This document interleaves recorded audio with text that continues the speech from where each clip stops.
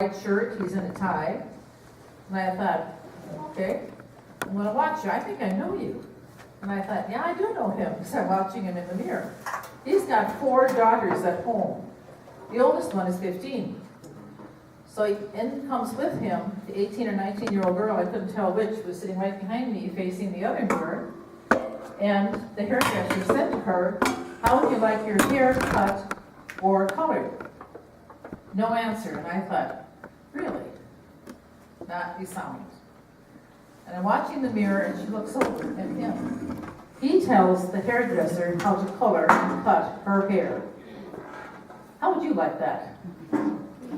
What that says is red flag. What it means is he's controlling everything. She can't even open her mouth to say how her hair is going to be cut or her hair is going to be colored.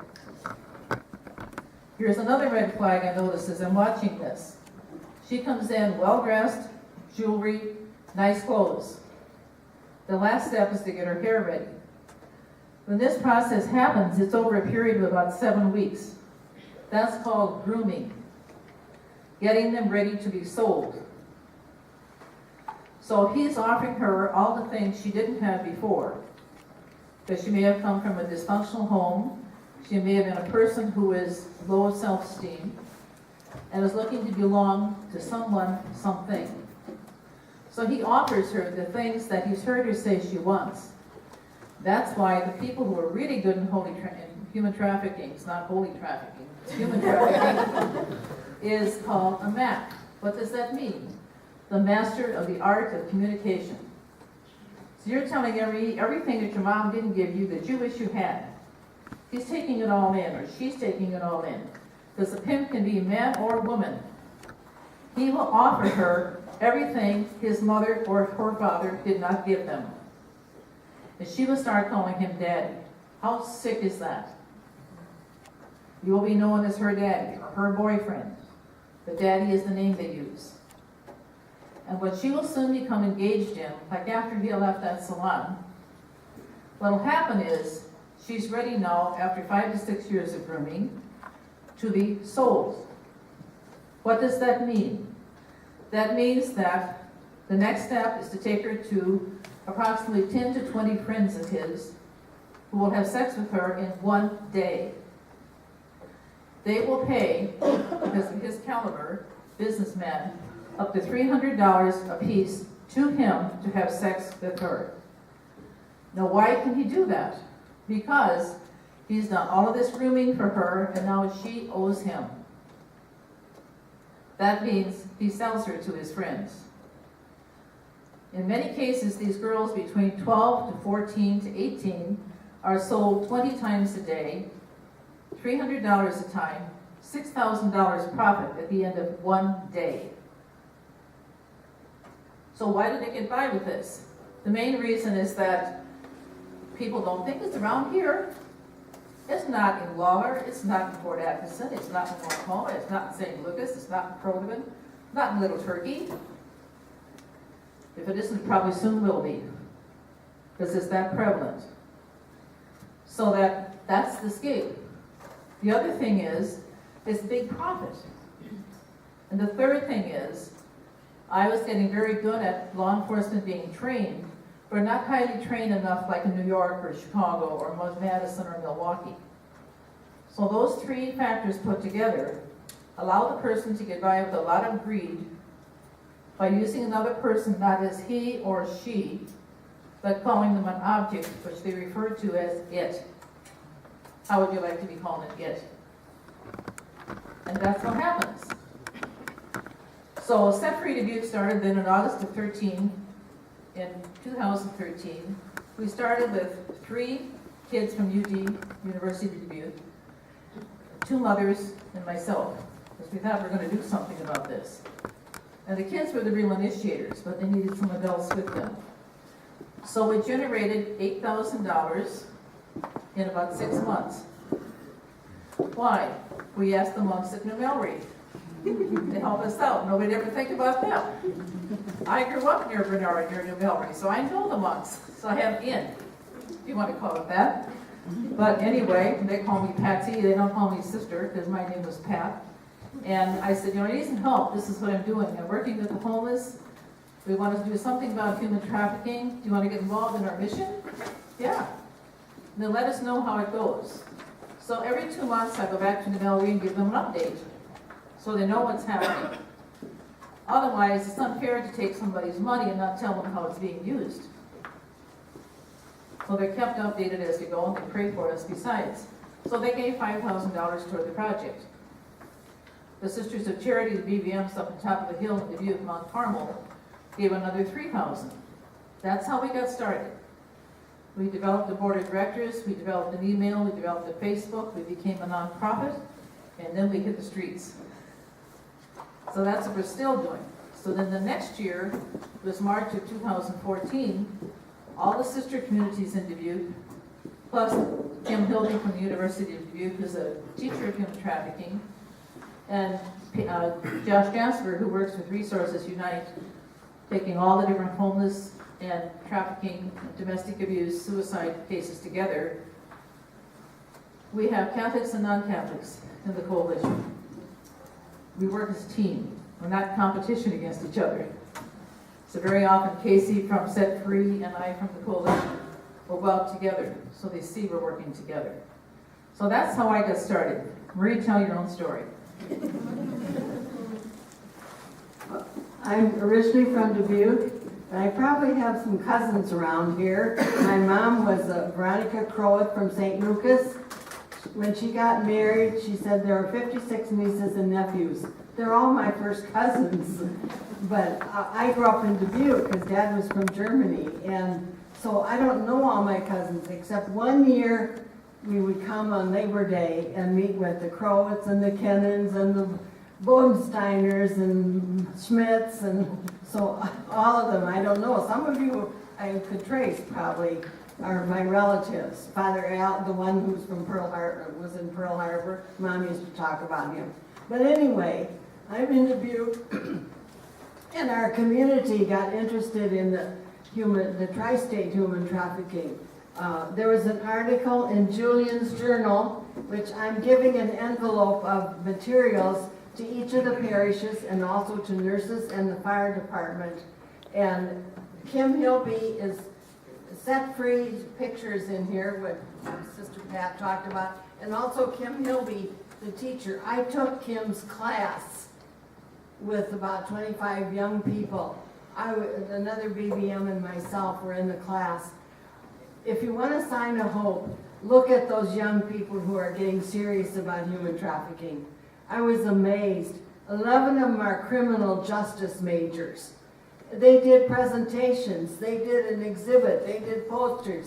We put on an exhibit at the University of Dubuque. They had 2 mattresses on the floor with chains on them, which they, if you looked at the movies, you'll see how they treat the girls. And I was just really amazed. Sister Elena Hoy was one of our first ones who brought the Truckers Against Human Trafficking movie. Some of you may have seen that. Not all truckers are into human trafficking. Some of them are really helping anti-trafficking. And so she brought us that movie. That was one of my first exposures to what's going on in human trafficking. Then I go to the Right to Life meeting in Dubuque. Christy, one of the women from Dubuque who you're going to see on the video or on the thing, she came to our meeting, she and her mother, and told her story. I won't tell it here because you'll see it on there. But one of the, and she also was on a Loris panel when we did a panel at Loris College. And Mark Dalting, the chief of police, was also there. Christy was invited to her classmates' party. She was a junior, I think, in high school. At the classmates' party, there was marijuana. And as Mark Dalting explained, marijuana is a gateway drug to deeper drugs. That's what happened to Christy. She got into deeper drugs.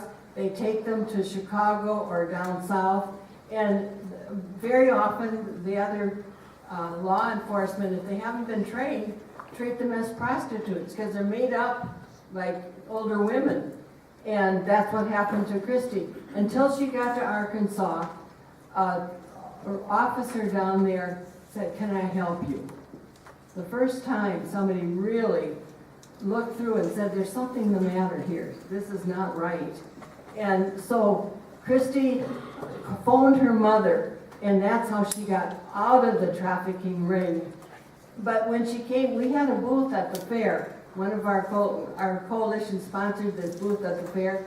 We had this, this is Pope Francis, and we had the figure of Pope Francis, and we had it out in front. And one of our representatives said, "Get the Pope out in front." So we put him out in front. This is his coat. And when Christy came to our booth, she thanked us for telling the story. And because when I give people the same brochures I gave you, oh, that doesn't happen here. And I said, well, Christy was here yesterday. She's one of the victims. And they couldn't believe it. When I was putting these things together, and these are all resources for you that your parish has, you can feel free to copy and pass them out. When I was putting these together, I had another sign of hope. Christy is now married, has a child in kindergarten at Resurrection School.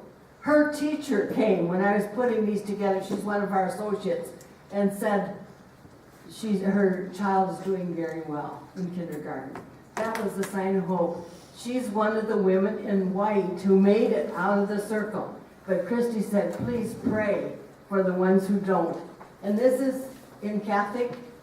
This is in the latest copy of U.S. Catholic in 2015, stories of real and recovery, and especially the story of quote Button, who was a graduate of the recovery program and wore her white and was reconciled with her own father.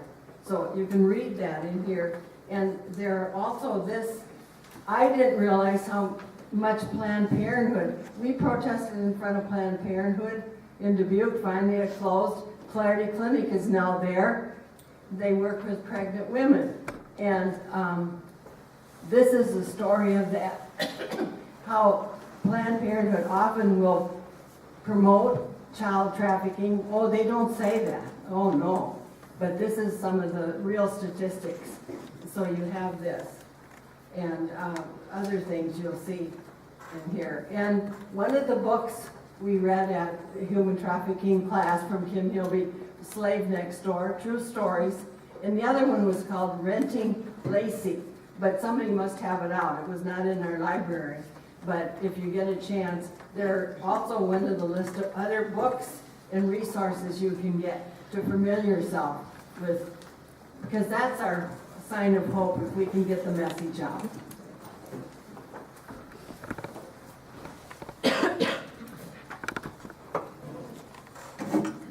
I know you're probably wondering what happened to the guy in the beauty shop. He got arrested. Why? Because, and I'll give you these numbers. When that happens, what you want to be careful to watch for is to be sure you'll have only facts. Facts. Not what you think, what you see, what you really see happening.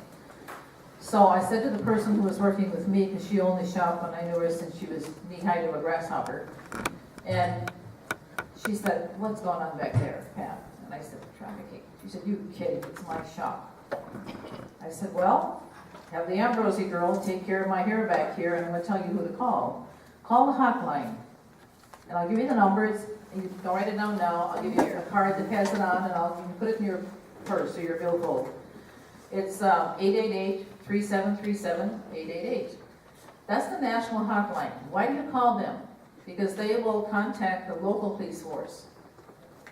You can also call your own local police. So that day I had her call both. And I said, describe him, describe the girl who's getting her hair cut and colored. And tell them in approximately how many minutes they're going to leave this shop. Where Cost Cutters is and where they should be. Right by the Mindframe Theater. So I left it there because if I follow them out, this is what you don't ever want to do. If you see it happening and you think something's happening, stay out of it because you're not trained to do that. The police are. Because if you went there and went to help them, you can be targeted and followed home. or I can be targeted in the neighborhood where I work with traffic victims. So I meet them somewhere else, like Taco Bell. I give them the information they need. I connect them with a criminal investigator at the police department who follows up with them. So to get the information. A lot of them know, hear the word trafficking, they don't know what it is. So what happened in the result of that is the young girl who was getting her hair cut and colored is now seeing a human trafficking critical care counselor because she was so traumatized. The man who was the pimp got fined $18,000. They did not put his name in the paper because his wife didn't know he was doing this, and neither does his 4 daughters. I'd like to shake him up and put him right on the front page. Hopefully, eventually, that is what will happen. Everybody's name comes out, not just somebody.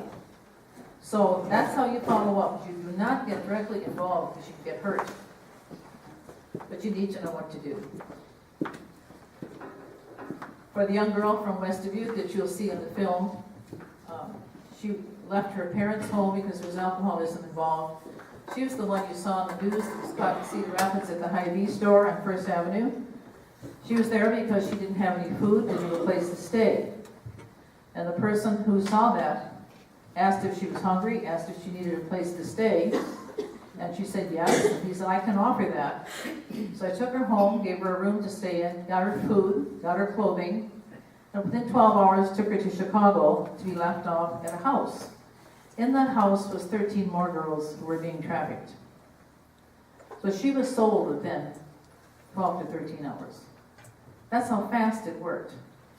She had no clue when she left home that day from Epworth to Cedar Rapids that within less than 1 day she would be a traffic victim. She was rescued by someone who was wise enough to realize there was something wrong and got rescued.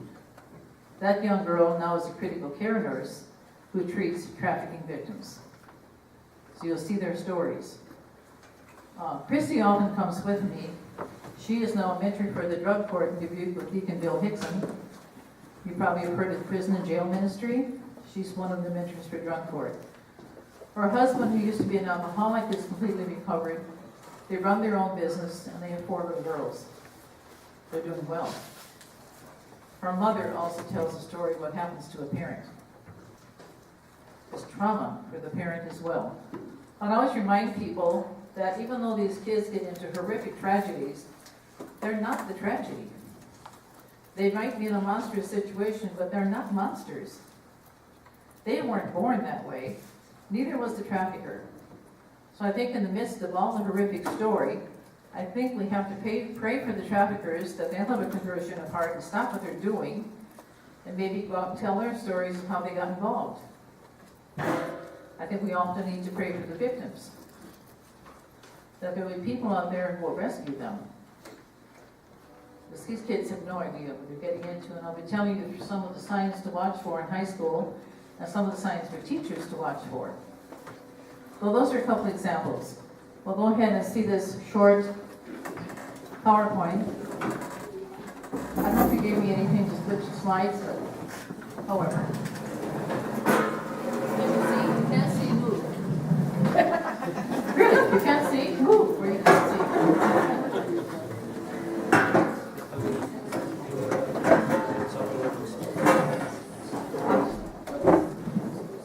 The other thing I think you need to know up front, I may go through some of these fast because I'll tell you the information. We talk about human trafficking being either sex trafficking or labor trafficking.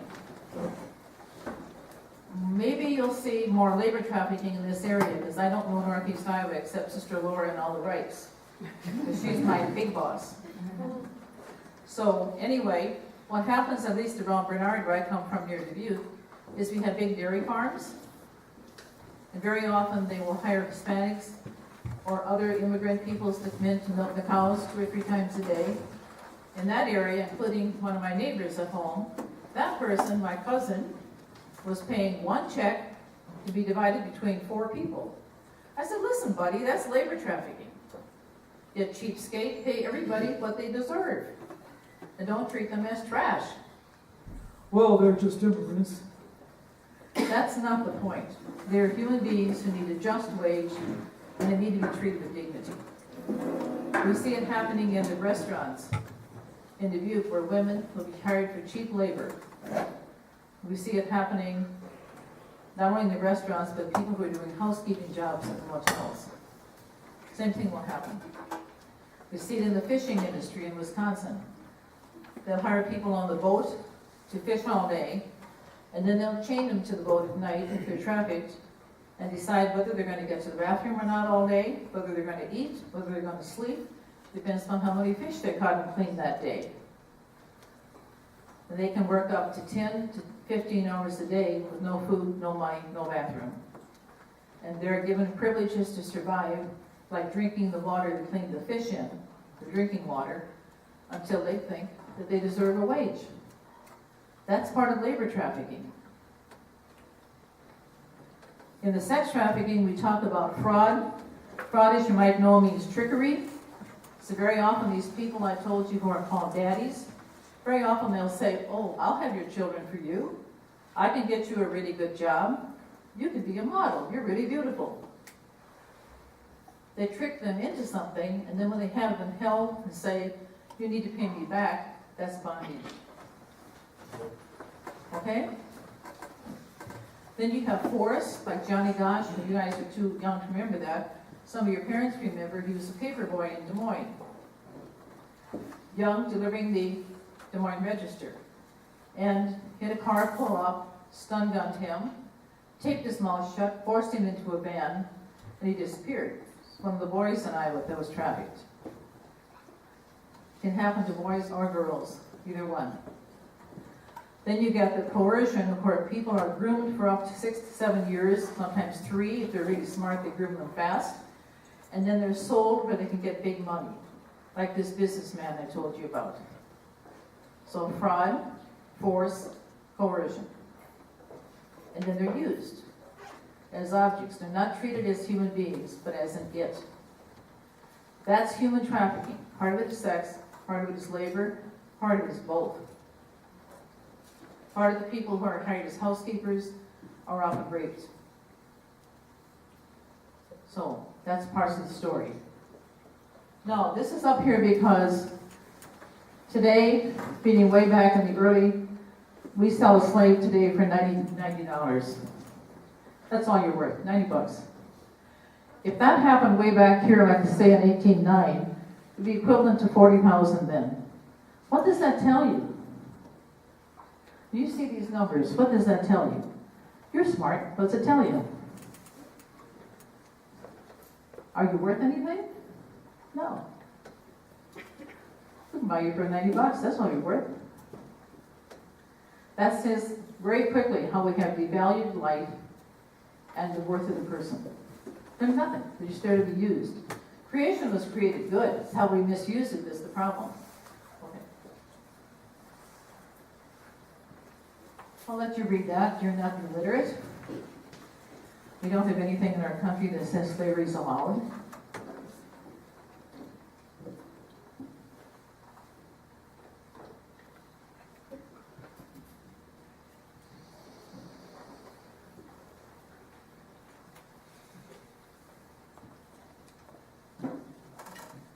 Talk about this?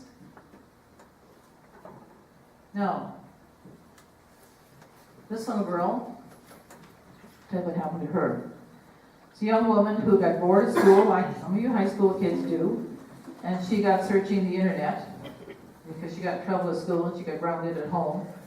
So she used the internet to take up her free time. And on that internet, she became very familiar with a young man who she didn't know, who was from Los Angeles, California. She was from the Midwest. He told her all the great things he could have her do, all the places she could go, all the ways that she could get ahead, and he'd help her. They communicated about 3 months. Then one night she made up her mind that she was going to do this. She was going to go see him. And so he would wire her money for a ticket, airplane ticket. So she got the ticket, unknown to her parents. And during the night, one night, she skipped out of her room, went to the airport, got on a plane. When she got on the plane, thank God the airline stewardess was smart enough to know that something was not right. So she said to her, "Is something wrong? Can I help you?" And she told the airline stewardess her story, that she had talked to this person online, on the internet, that he had promised to bring her to Los Angeles, promised to get her a job, helped her get ahead. And the airline stewardess said, "There's something not right here." And the girl was scared, the girl was crying, because she began to sense at that point that maybe she was caught, but she didn't know what was going to happen to her. The airline stewardess from the plane called the police department where she was going to land. They met her on the plane. When she went to meet the boy who was going to take care of her, he also met the police coming right behind her. So that, thanks to the airline stewardess, that policeman, the girl who was going to be used, and the pimp, who was the young boy who was 23, went to the house where he was going to take her. There was another house with 12 to 13 more women being used. He was just a pimp who was out looking for girls to sell. What happened is he went to jail, and all the girls in the house were rescued because of an airline stewardess who was on the ball. The police called the parents of the girl. They said, "No, she can't possibly be with you. She's upstairs in bed." So they went upstairs. She wasn't in bed. They said, "She's not in bed. She's right here in Los Angeles with us right now. We'll either bring her to you or you come and get her." So it's not fun to play on the internet and connect with older men or people who you don't know at all and get caught. I had a woman at the Dubuque County Fair this year come up to her booth and said, "Pat, I don't know what to do because my daughter is talking to my daughter is 16. She's talking to a man who's 45. There's something wrong with this picture. I cannot tell her that that's the wrong thing to do. She's never met him. She doesn't know him. But I can't get her to stop being on the internet." That's the kind of things that can happen. And then when they're caught, it's too late. Unless a patrolman or a police officer is aware. In Christie's case, the pimp was speeding. That's how come they got picked up in Arkansas. And the state patrolman knew enough to know that there was something wrong with this picture. This was the fourth pimp that she had had. And he said to her, "You get over here behind me on the side of the road and you stay there. I'll take care of this." So the young pimp went to jail. And Christie went to 4 years of rehab because she was so traumatized from the previous pimps plus this one, until it was safe enough to let her go home to her mother so she wouldn't run away again because of drugs, wanting drugs. So don't mess with the internet with people who you don't have a clue who they are, much older than you, or people who can be men or women who are out there to just get your attention and get you caught. And then you can't get out of it unless somebody around is there alert enough to know the signs and rescue you. Okay. This was Wisconsin. One right before that. Now just to tell you briefly, the girls who were trafficked in Wisconsin were a 12-year-old and a 13-year-old. They were meeting pimps in the local motel because they were told if they didn't pay up their fines because of bondage, because they owed them yet, that they were going to sell them again. So they were in there to try to have sex with some more men to pay back the pimp the money that he said he owed them. It's not going to work because he's going to sell them to more people and now they know more money. So you're constantly controlled and owned. So that was this group. That was Green Bay.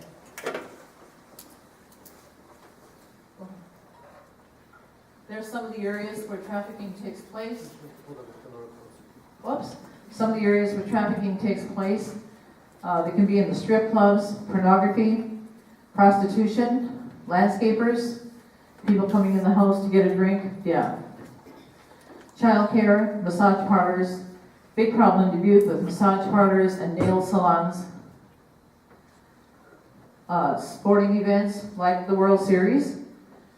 Street peddling, begging, carnival workers, like the fair, shipbuilding or welding, fishing industry in our area, laborers, nail salons, nursing homes, fishing industry. Yes?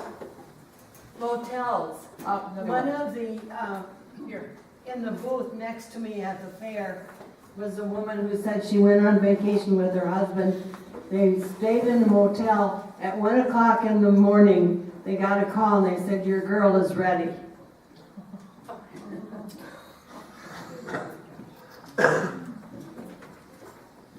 They weren't long getting out of the motel. Okay. Now, some of the causes about what happens, of why trafficking takes place, it can be no work, lack of employment, so they're looking for easy money. That's often why the pimps get out there. You know, they'll make more money pimping somebody than if they went and got a real job. So that's why they do that instead. But there's no dignity to it. It gradually catches up with them. You have poverty, which means they don't have the basic needs of life. They don't have food, shelter, clothing. So they get into this. Greed, that's the businessman. He had money, but he didn't have enough. And enough means he needs more. So it's greed, greed, greed at the expense of a young person's life. You have dysfunctional families, those that are from domestic abuse families, those from alcohol families, those from families where they'll say to the young man, are you going home to your father because he got sent home from school from not being at his class the week before? He went home and he said, well, what was your dad like? And he said, well, he was sober. And my dad said, why did you come home? And he said, because I got put out of school for the day. And he said, my father, when he was drinking, was always mean. So I didn't know what he was going to do. What do you think the father did? Took a pipe, and beat him. So the behavior didn't change, whether he was sober or not sober. Still beat him, because that's the dysfunctional aspect of alcohol. One of it. What is your mother like? Well, when I was in prison, she came with 7 different types of ways of buses, 7 different buses to come to see me, and she came every month. That was the only hope he had. At least somebody in his life cared, and his mother. So he had that to hang on to. That's why I say it isn't the trafficking that's the problem. These kids are not monsters. They get caught into these rings, or you get caught into sinful habits. You're not the sinful habit. You're a child of God. Maybe you got in trouble. That doesn't mean you can't get out of it, that you can't get help. The same thing with these kids. They meet the right people to run around with, they can get help.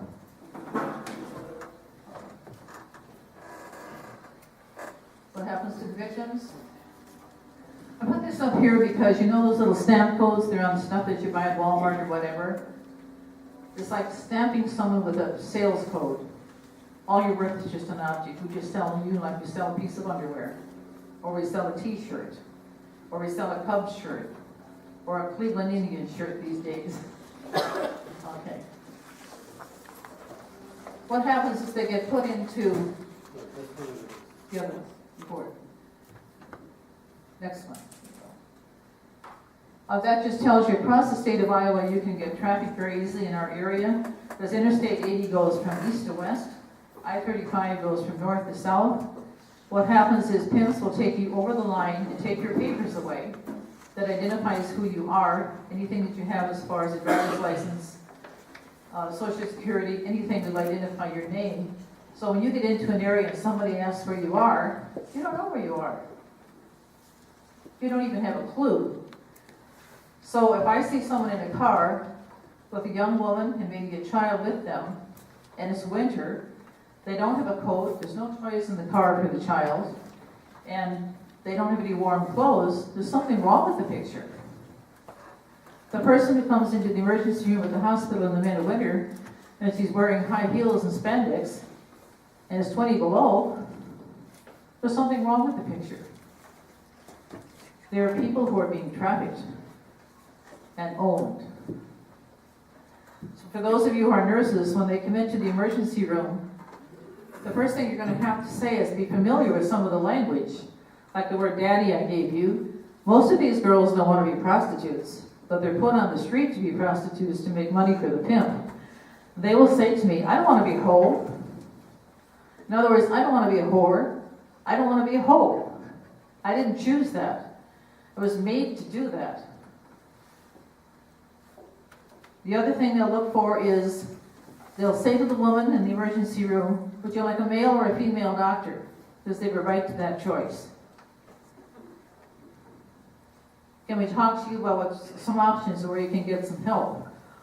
Always the pimp is with them. And if the pimp says no, she doesn't use the cell phone unless I'm here. She doesn't examine unless I'm here.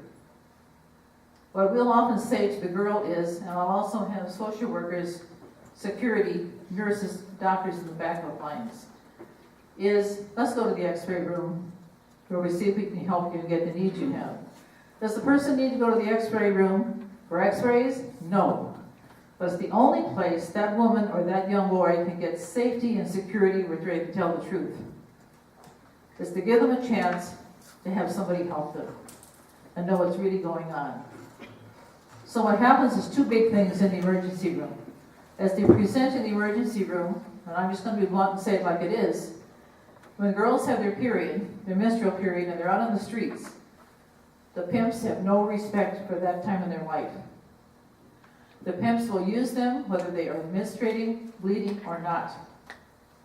And what these pimps will do, and what these girls will do, because the girls are afraid, they don't want to be bleeding, they will use wipes, they will use sponges, they will use rags, they will use anything they can to stuff their bodies so that they are not bleeding because they know they're going to be used anyway.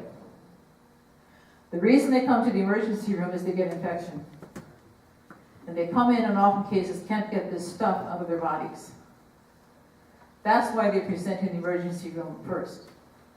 And the pimp is with them who made this happen.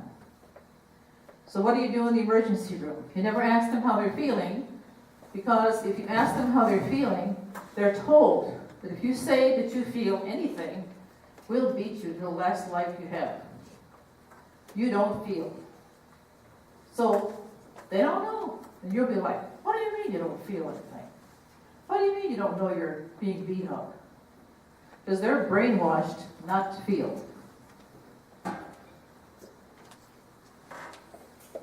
So that's, they're only 12, 14, 15, 16, 17 years old. Your brain isn't developed till you're 25. So their brain is only 50% developed. So you can't blame them for everything going on. They don't get it.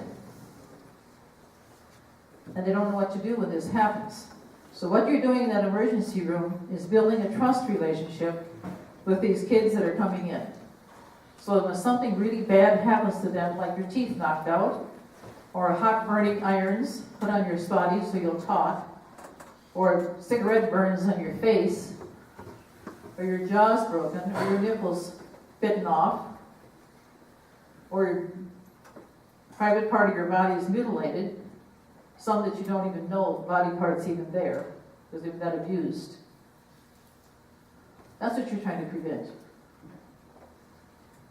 And that's what we see in the emergency room. That's what I do when I work with forensic nurses. Look for bruises, look for broken bones. Look for burns. Look for iron burns, look for cigarette burns. Look for beatings with pipes. Look for body mutilation. So, if someone tries to escape or run away, that person is brought back in front of the other girls in the house, stripped and beaten, to teach them that if you try to run away, look at this, what's going to happen to you. That's why they don't run.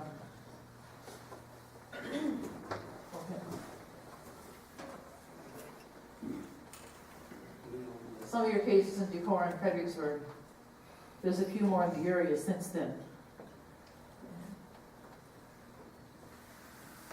We talked about this.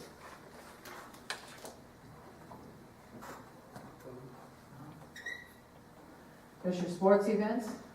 This is Backpages. You'd be interested in knowing that about, I think it's a month ago now, the owner of Backpages, this was advertisings that you can pick up on your computer.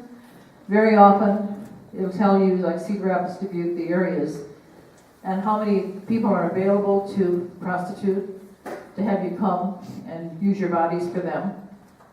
In Dubuque alone, on one night, there'll be up to 140, 141 hits. Why? Because there's a lady in Dubuque that has 3 motels filled with girls for men to use. And they advertise like this, so they know where to go. It's also advertised if your mother wants to buy something online, like furniture, clothing, in between those lines on furniture and clothing, you will find advertisements for sex. That's how slick they work. Just within the last month, the owner, the founder of Backpages, that's what this is, was arrested and is now in jail. They're also after their co-workers, who may be arrested since yesterday or the day before.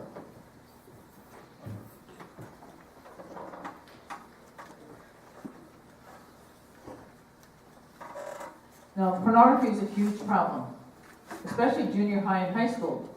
I'll say it like it is. And the reason it happens is you can pick up pornography on your iPhone, on the internet. School's out early, mom and dad are at work, so you can play around on the TV. So in working with college, high school, and junior high students, what I've learned in the last 6 months is among the girls, roughly 87% watch porn every single day. Among the boys, up to 98% every day. I even met a man with his 5-year-old son saying, we're going to go out and watch a little porn tonight. What's he teaching the son? But this is okay. It's okay to treat women like this, or young men like this. The kid grows up on it thinking it's all right. What happens, and this is how human trafficking plays into it, what happens, the girls tell me, and so will the boys, because they'll say, what happens is we watch this sexual activity on the TV or the internet or the iPhone, and we fantasize and pretend it's us in the sex performance, that's taking part in this. And so we get tired of that stuff. That's what everybody does. You know, what we used to do when I was a kid is just nothing now.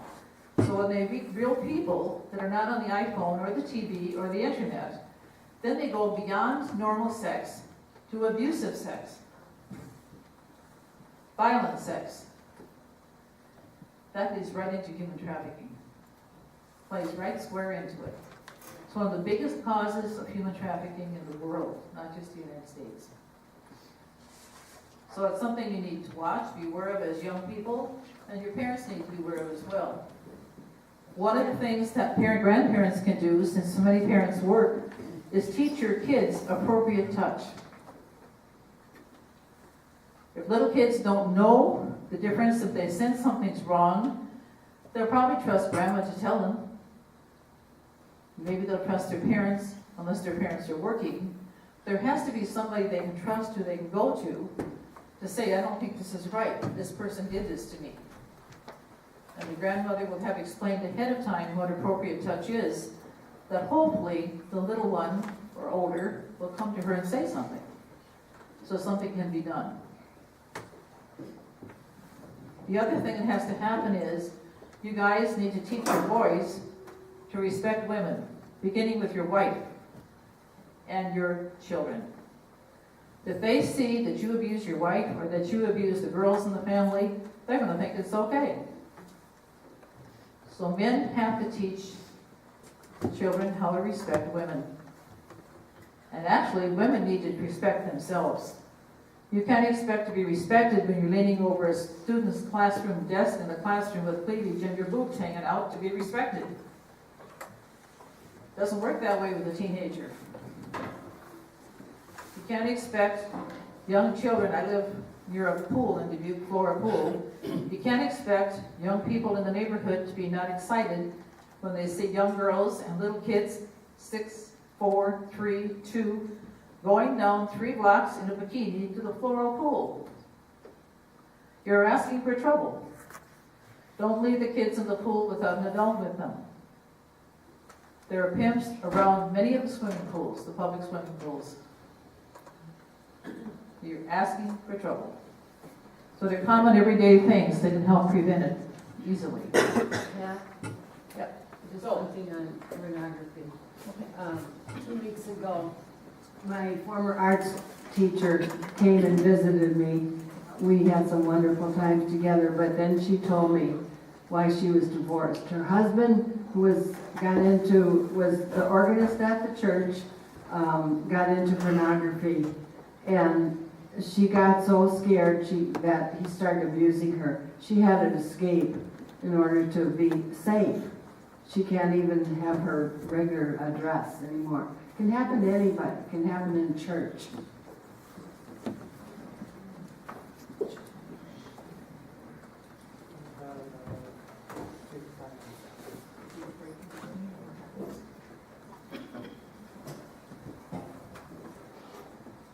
This is the labor trafficking. They'll work long hours. I told you about that, so we can move on. Now, I'll leave this up, told you what to do. What I'm going to do now is I'm going to pass out these little cards. Women, put them in your purse. Kids, put them in your billfold. They'll tell you those numbers to call to get help if you see something suspicious. You can help me with this. Give everybody one of these. There's another paper there to help out too. Be sure everybody has one to recognize signs. Or I can take it on this side too. I think I have enough.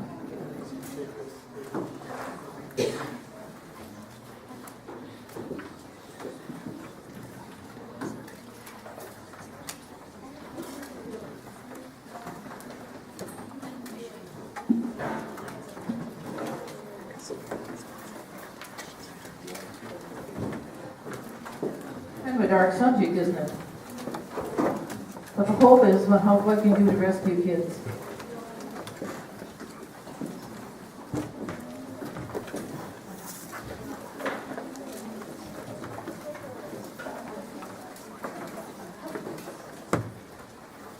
You should each have a little card and have one of those plastic laminated ones.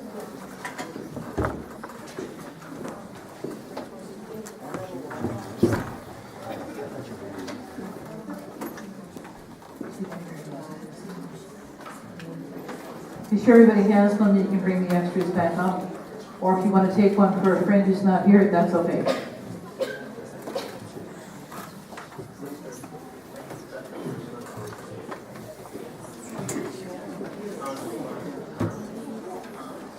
What have we got on the plastic one? 888-373-7888. 7373. Yeah, there's a number missing. It should be 3737. Your right numbers are on these cards. Thanks. He's saying there should be another 7 here. He's right. It's 1-888-3737-888. You put an extra 8 instead of an extra 7. You've got the right ones on those cards. Right ones are on your plastic card and on your little wallet card.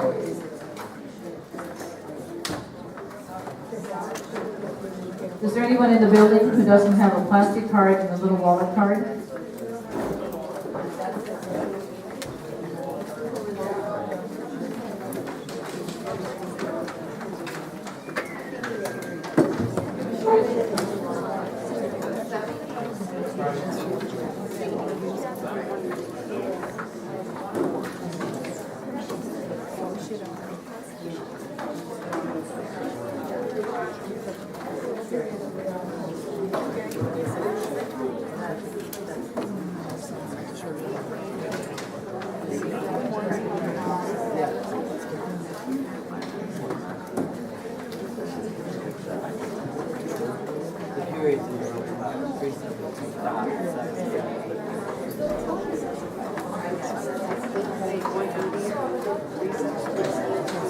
Is anyone without 2 cards? This young man's got the small wallet cards. And Martin's got the plastic ones. Stand up and take a fanny break. You've been sitting a long time. Stand up a minute. Exercise it. Right where you are.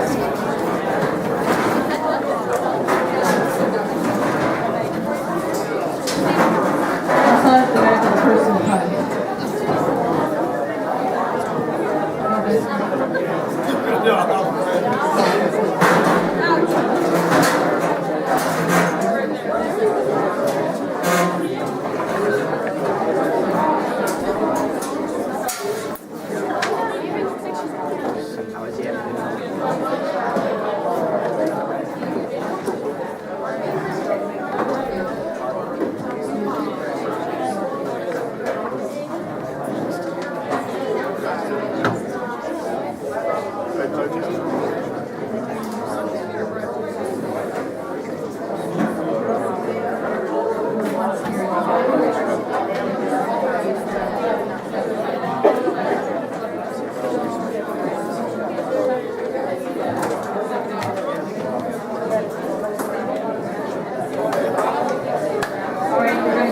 more seats?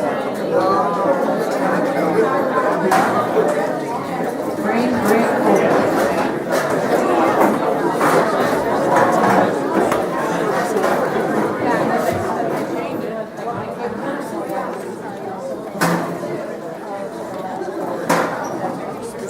Okay.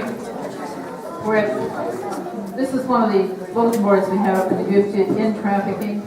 I told you some of the ways you could do that. You can bring speakers in like Mr. Arndt has done today. You can have people who are working in transition groups within the community, other human trafficking groups. You can have your police force officers come in. I will email PowerPoints to the sheriff who was here earlier. He's still here now. I know you're really busy, he had to go. But I'm going to email him 3 different PowerPoints so he can come in and give presentations for you. Also, the Iowa State Patrol will come in free of charge and also give you presentations of what's happening in the state. They'll have a new update this week that they'll send me that's updated to 2016. The last one they put out was 2015. And I'll send that to Mr. Arndt so you can have it. I'll put that up on the cluster website for everyone. Also, what I've given to Martin is books that you can read, and he'll see that your teachers get that, or you can ask him and order it. He also has DVD listings and what's in that DVD, if you want to look at those. Those websites are there. I also left a DVD for him for nursing care. I know there are a lot of nurses in the area, and they also are your fire departments. So I left a DVD and notes for a DVD and the notes to go to the nurses and to the fire department. That gets too gross for you guys. Go through everything in the emergency room. There's just some horrific things that happen that doesn't belong to be told to junior high or high school. If you glance at your brochure a minute, the little girl that's up there in the right-hand corner, she was 10 years old. She's one of my unwed mother's little girls. They went to the Kennedy Mall in Dubuque because her mother was getting a job interview, doing a job interview, and she left this little Avery Murray in the food court. She thought there were lots of people around, nobody would bother her. When she came out from the interview, she was nowhere to be found. We have never found this little girl. We have no idea where she is. You can also see some examples of labor trafficking. A lot of the people who work in the south harvesting the cabbages and everything, same thing in Wisconsin. Over on the far side, organ trafficking, there are people within our country who buy children and then harvest their kidney, and they have a doctor who will willingly do that, harvest a kidney, or harvest lungs, or harvest eyes that they can sell to somebody else who needs one. Pretty sick, that's what happens.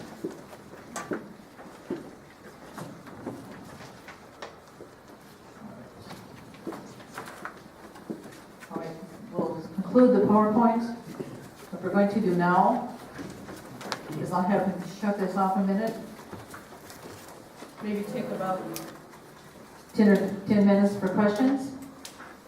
I don't want him recording your questions because everybody in the country doesn't need to know what you asked.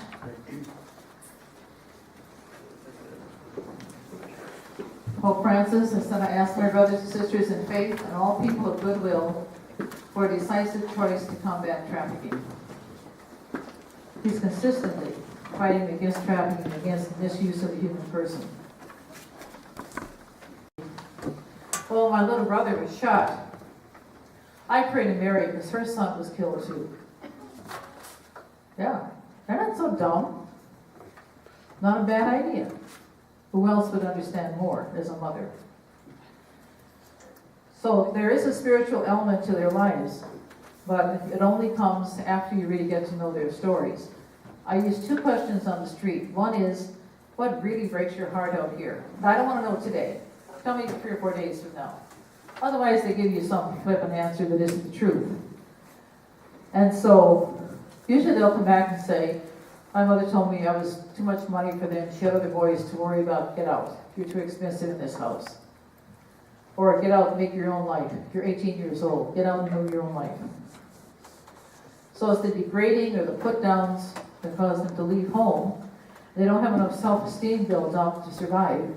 And within 12 to 13 hours, the pimp will pick them up. Well, those are part of the problems we move into. The other question I ask for them later is, how do you survive out here? And for those people on the streets that are homeless, who have a creative way to make it, they are the ones who will do anything it takes to get out of the mess they're in. They're the ones who can find people to help them and places to go that'll make a difference. Are there those who don't want to improve? Yes, there are. There are those who choose to be street people.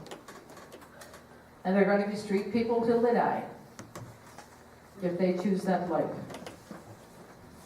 And there's that small percentage who choose to live on the streets. But the majority, like I said, are not born gang members. They're in tragic situations, but they're not the tragedy. It's up to us to reach out a hand with hope. Or way to say, I care about you. All right, Bartha, I think we'll put the DVD in so they can see the stories of these young people we talked about.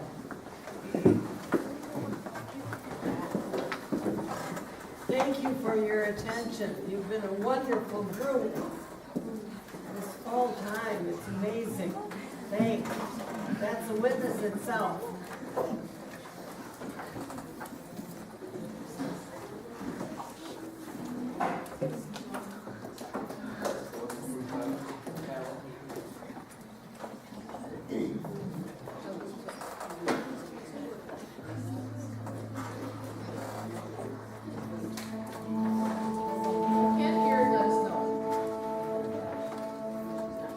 When I was 7, my biological dad passed away, and my mom started dating another guy.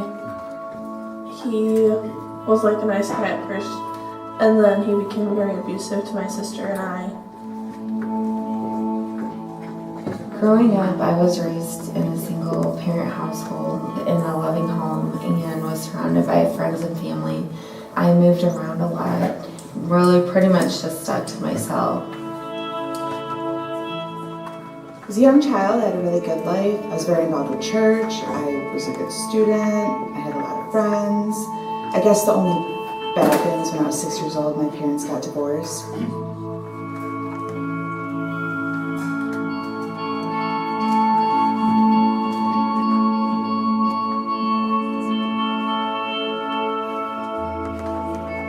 When I was like 10 or 11, I ran away from my mom's house, got into trouble. I ran away from there with another girl. We went to her parents' house in Cedar Rapids, and her dad wasn't very nice either. He tried making us do things so he could get drugs and stuff from other people, and I left there.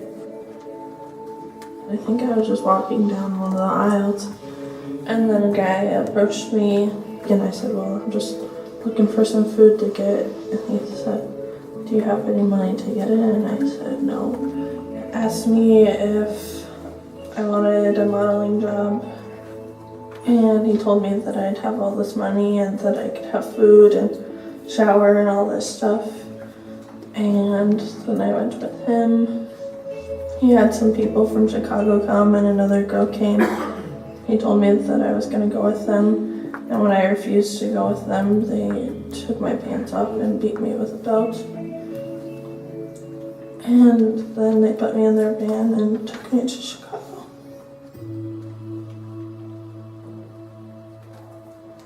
When I was 13, my mom met my stepdad. That was a big change for me, and my mom was always working.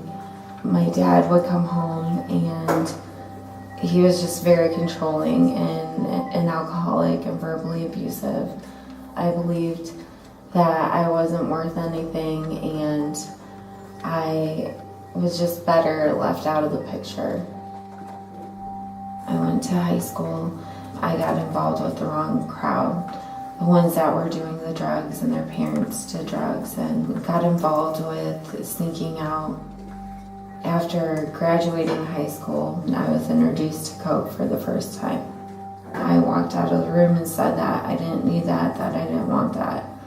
I still just kept drinking with them, and as the night went on and it was presented to me, I eventually gave in. My mom had kicked me out several times, and I actually ended up staying in my car for a week. My drug addiction became worse, and the alcohol, I was not just going out on the weekends, but now it was every day of the week. My life was out of control, and I didn't see it myself, but everyone around me had told me to get help. At the time, I had friends that were strippers, and to me looked glamorous. They made it look like they were making a bunch of money and men wanted to be with them, and I knew that was something that I wanted to do. I worked with the stripping not very long until I actually found that there was an escorting business that was here locally in the Quad Cities that I could get a hold of. When I was 14 years old, I started smoking marijuana here and there and just experimenting with that. When I was 16, I was at a party and there was a lot of drugs and alcohol there. I had drank a lot. The next thing I remember is waking up in a park and my pants were off and I was left just laying in the park. After that, I didn't really know how to feel, how to act, what to do. I didn't know who to talk to about it. But all I did was just block people out. I didn't let anyone in. Later that year, I started dating a boy from school. He was a marijuana dealer and quickly after began selling cocaine. And that's when everything really spiraled out of control. I quit going to school. I moved out of my house. I was just on cocaine every day, all day. Our relationship became very abusive, physically, emotionally. Shortly after breaking up with him, my mom stepped in and she finally committed me to rehab. I was 18 then. While I was in rehab, I met a girl there. So when we got out of rehab, I moved in with her, and I didn't think my life could get any worse. And I went from cocaine to crack cocaine. I had met another man. For a while there, we were just going to Chicago and Rockford and picking drugs up and bringing them back. After a couple times of doing that, we were in Chicago, and basically he said, this time to get them, you have to prostitute yourself, and this is what's gonna happen. We're gonna go to a hotel, and this is what you're gonna do. They took me to their van and took me to Chicago with that other girl, and left us at a house that was really old and it looked run down, and there were people standing outside with guns.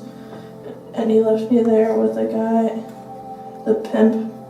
He came into the room and he took pictures of me and posted them on Craigslist. And he gave me a cell phone that I had to answer when someone called. There were people outside my door watching my room. And I had to do stuff like sexual things with guys whenever they would come, and then give the money to the guy outside my room.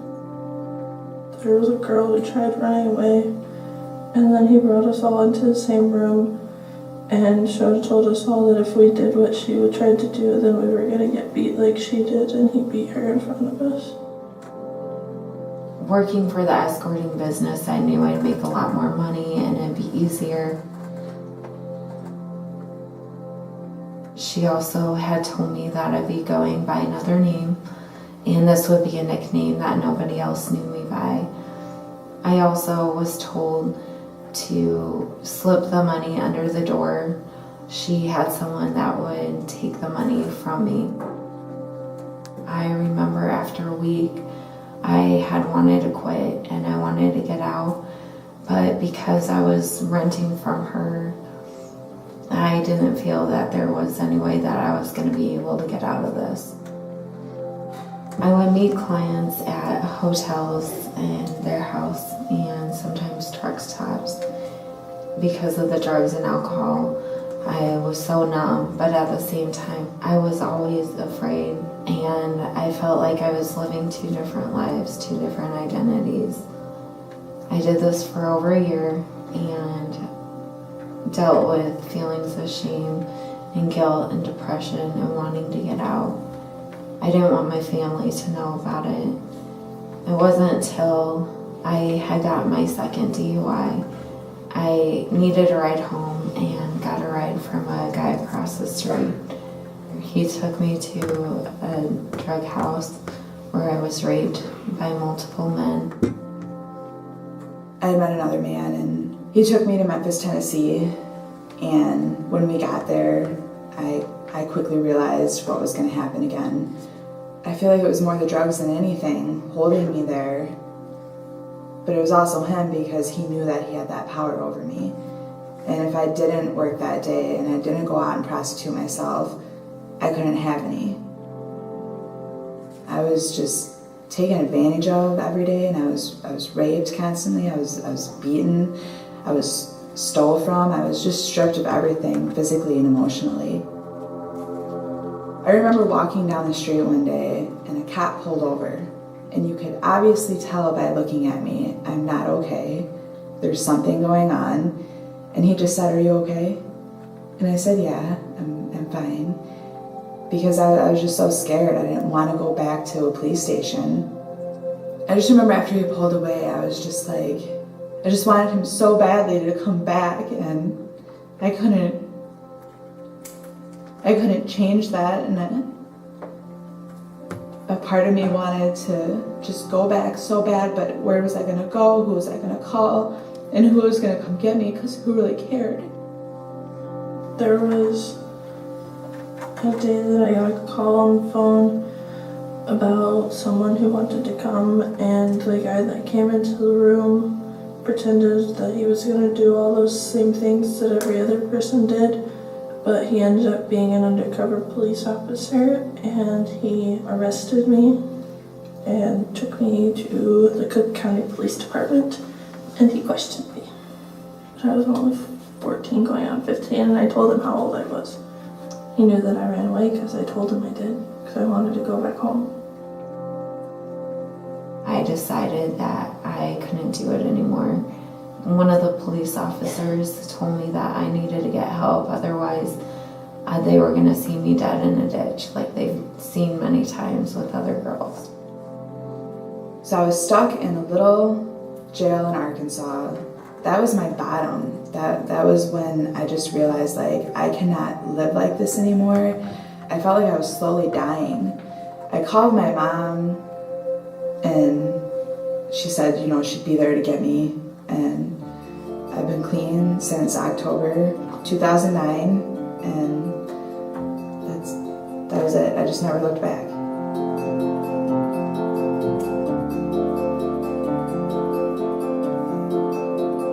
I don't want what happened to me to happen to anybody else. Anybody could pick you up. And it all happens really quickly. And I think a lot of the people that do the human trafficking stuff have less of a chance of getting caught in a smaller community is what they're thinking.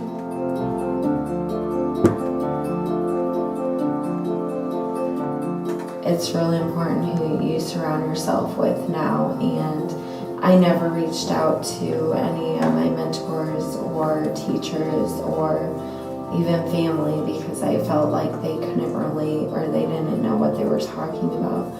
And I think many times that these people are truly in your life and they do care, and if it's someone that you trust, it's really important to talk to someone because you don't have to make those bad decisions or go down that road.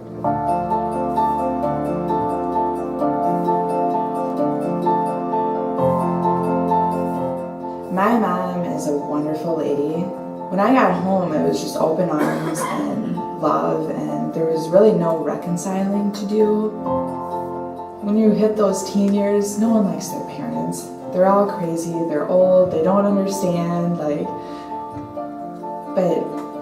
your parent is going to be your best friend, and they're the ones who are going to be there for you forever. And it's just so important to not follow in your friends' and what they do and do what you think's right. And if I could go back, there's so many things. Like I would never have smoked that first joint, and I would never have popped that first pill, because that is what took me to this life.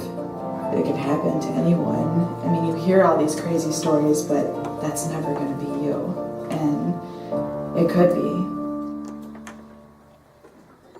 Don't hide your eyes, lift them up, child. A smile can change the world, change the world. Don't say too late, it's never too late now. When you can change your mind, change your mind.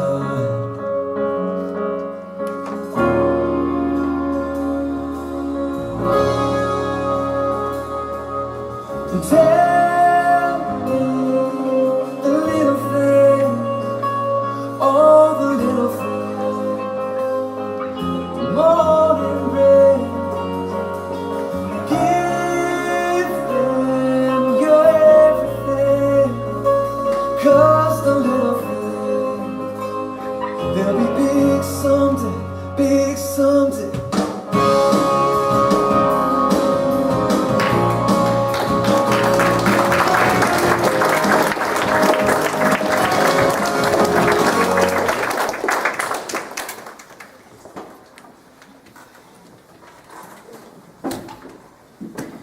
Why don't you just take a minute to try to absorb what they're saying?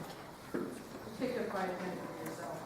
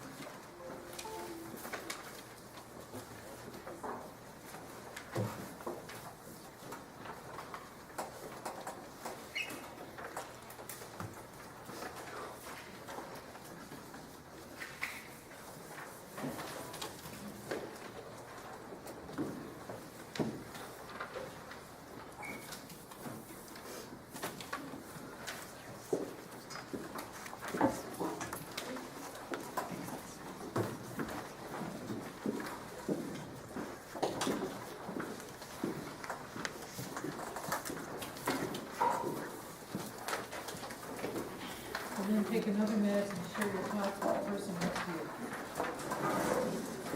Ask me about this or something else.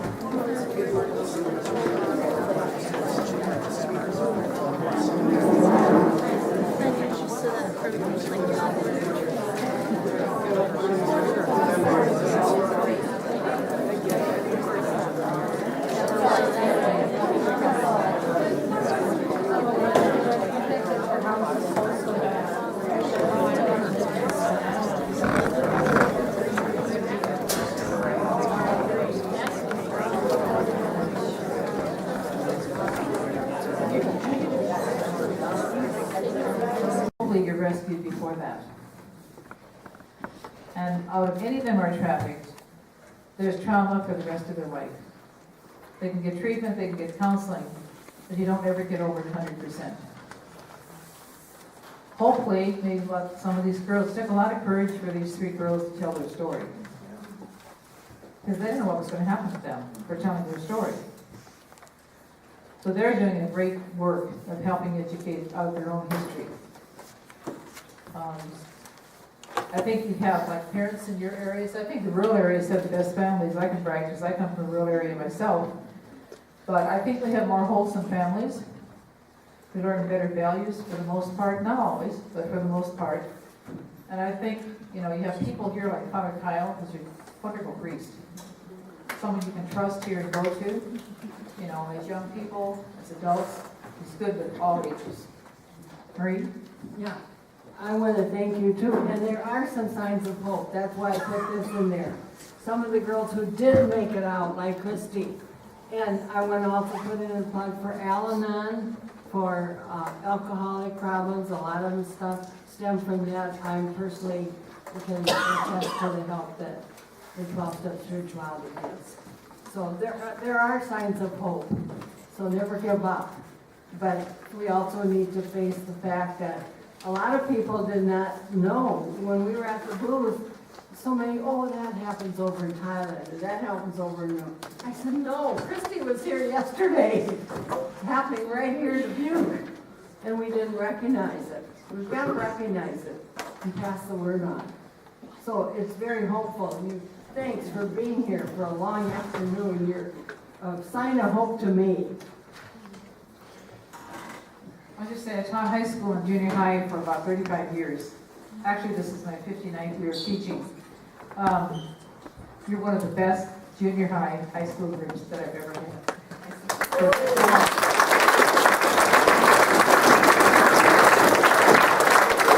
You need to pay this attention for this long. It's amazing. It says to me you're the kind of kids who will do something about it and not just talk about it. That's what I found at the University of Dubuque too, with those kids who were going on for degrees in criminal justice and the kind of energy they put into it. Some of them even went to England with Kim Hilby this past year. So there's a lot of hope, and we need to continue thinking about that too. I also worked for the diocesan office. I did this area in the 80s, and maybe some of you were around then. But so there is hope. On the back of your brochure, there's a way you can touch base with us if you need information or you need a presentation somewhere else. Also, you need to know that the closest critical care counselor to you is Waverly. One in Waverly and one in Charles City. We're just getting a critical care counselor for human trafficking in Dubuque in about 2 weeks. We've needed one for a long time. Yes? What's the boy-girl ratio? Boy-girl ratio is about 87% of the traffic victims are women. Where are you guys funded?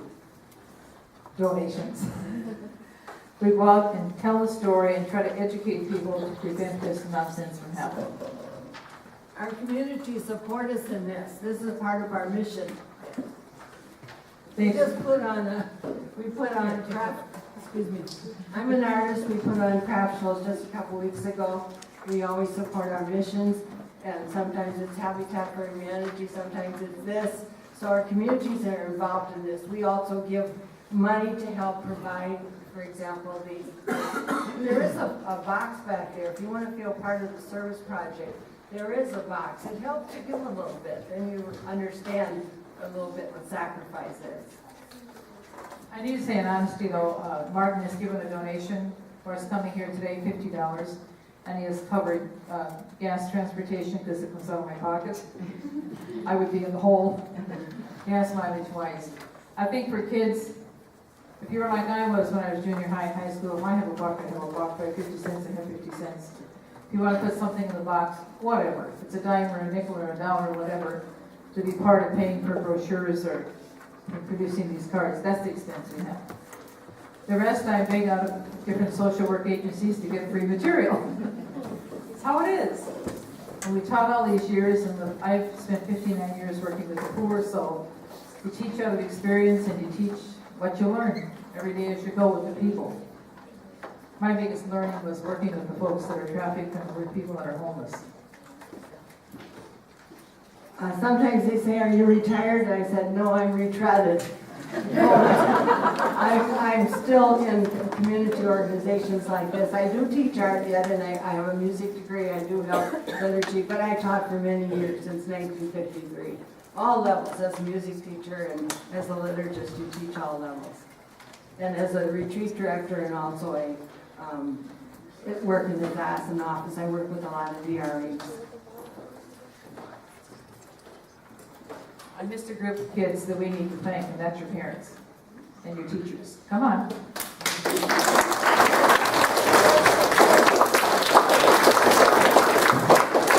You're a big part of why you're here today as well. So I think Mr. Art has some announcements he needs to